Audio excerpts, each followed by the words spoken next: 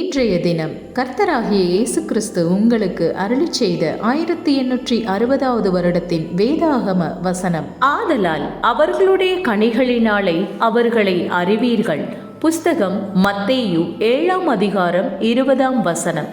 இவ்வசனத்திற்குரிய சிறிய வெளிச்சம் இதோ. உங்களுடைய தோழமையை நீங்கள் காட்டுங்கள். நீங்கள் யார் என்றும் உங்கள் குணாதிசயங்கள் எப்படிப்பட்டவை என்றும் தெரிய வரும்.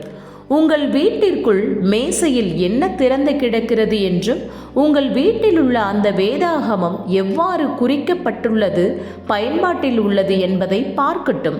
பண்டைய உண்மை கதை புத்தகங்கள் எங்கே இருக்கிறது என்று பார்க்கட்டும். உங்களுடைய வானொலியில் நீங்கள் எந்த விதமான இசையை கேட்டுக்கொண்டிருக்கிறீர்கள் என்பதை கேட்கட்டும்.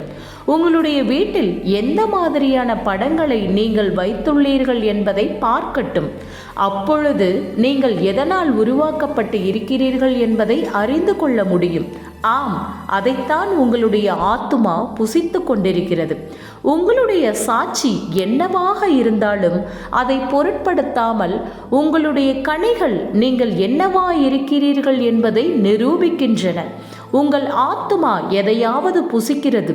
உங்கள் ஆத்துமாவின் குணாதிசயங்கள் எதுவாக இருந்தாலும் அதைத்தான் அது வெளிப்படுத்தும்.